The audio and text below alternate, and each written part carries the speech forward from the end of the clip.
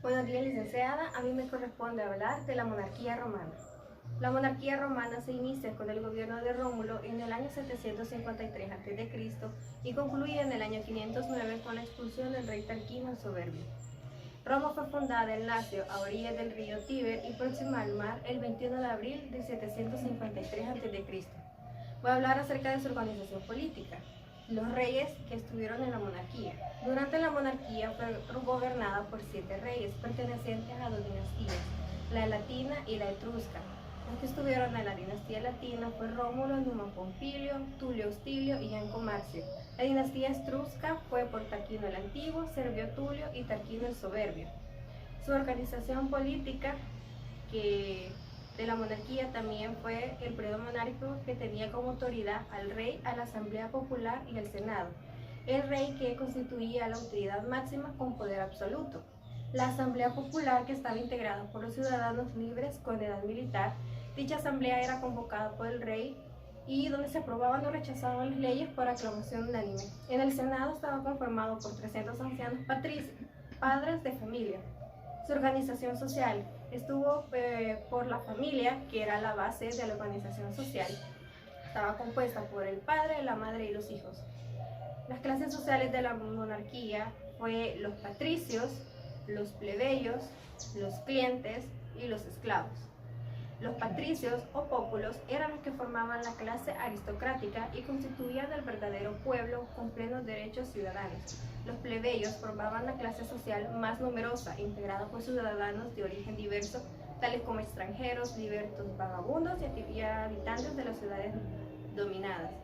Los clientes eran libres, hombres libres, pero de condición pobre. Se encontraban bajo el amparo del padre de familia, quien les daba vivienda y tierras para el cultivo, y los esclavos, que esta clase estaba constituida por los prisioneros de guerra y los hombres comprados en los mercados. La organización económica de la monarquía fue la agricultura, la ganadería, el comercio y el ager públicos. Esto le haré énfasis, ya que el ager públicos eran las tierras arrebatadas a los enemigos vencidos.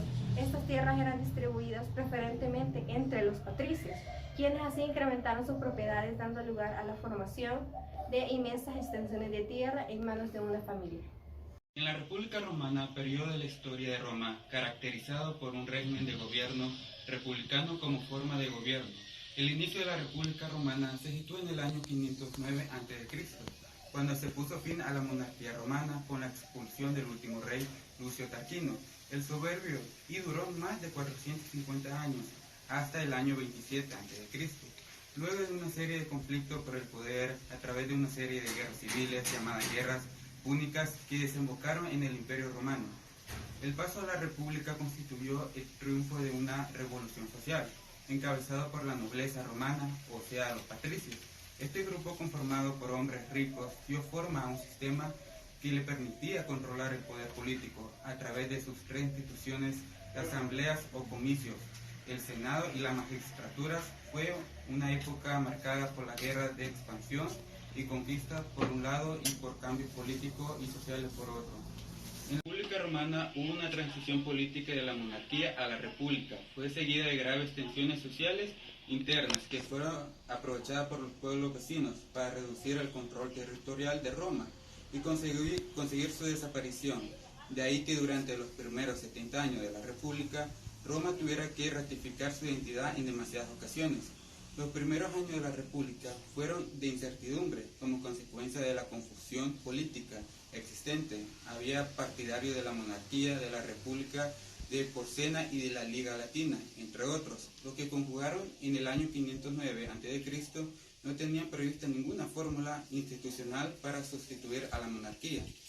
Todos los historiadores están de acuerdo en el consulado, magistratura doble y colegiada durante toda la República. No surgió inmediatamente después de la expulsión de Tarquino.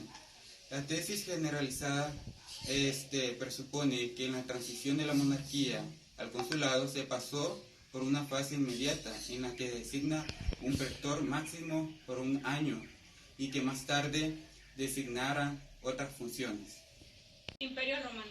El periodo del Imperio Romano recibe el nombre de Siglo de Oro. Es el periodo histórico en el que Roma fue gobernada por emperadores. Su primer emperador fue Augusto Octavio y su último se llamó Rómulo Augustulio.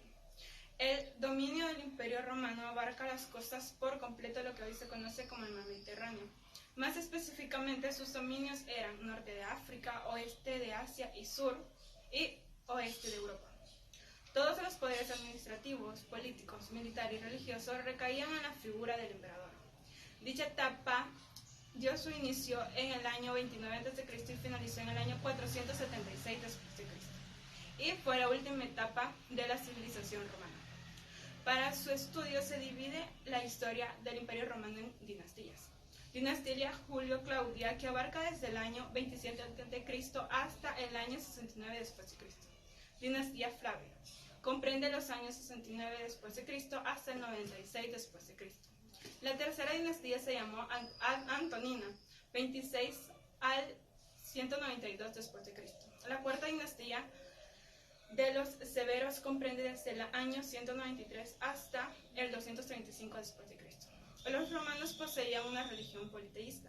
Esto quiere decir que es una religión de varios dioses, que eran similares a los dioses griegos. Estos dioses se caracterizaban por que tenían diferentes rangos de importancia. Además, parecían forma humana y así se les representaba.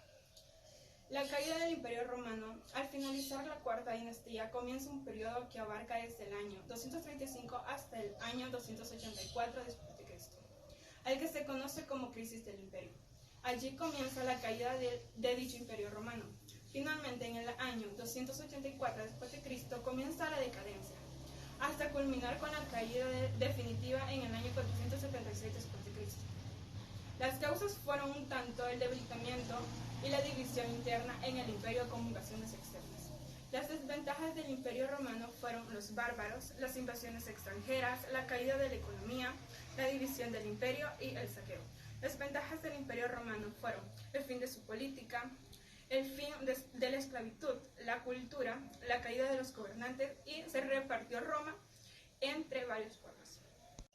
Podemos ver cómo el derecho romano sigue influyendo aún en el derecho actual. Es por ello que mencionaremos algunos aportes que tiene el derecho romano en nuestro derecho actual, con lo cual podemos empezar mencionando que es el control de precios. En la actualidad existen los precios cuidados, es decir, cada vez que se va a comprar un producto, este ya tiene un precio estipulado para que este sea equitativo y cualquiera pueda acceder. Lo único raro es que durante siglos se ha mantenido la misma receta económica. Existe el derecho procesal civil. En el sistema actual existen los jueces, antes no. Antes los jueces eran personas particulares que se hacían cargo de este puesto.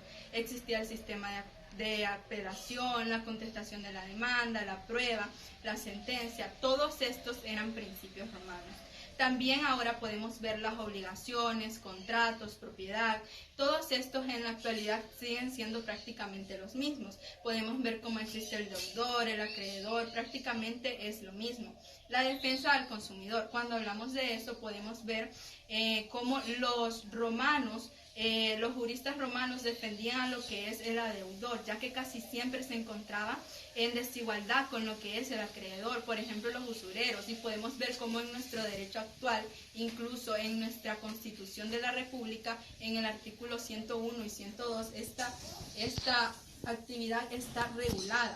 Existe la violación, podemos ver cómo ahora es castigada, antes también, y no solamente cuando se realizaba con una persona libre, sino también con esclavos, ya que todo acto sexual que era realizado en contra de la voluntad de una persona era castigado. Y aquí podemos ver cómo el derecho romano hasta el día de hoy y a nivel mundial sigue influyendo en lo que es el derecho actual.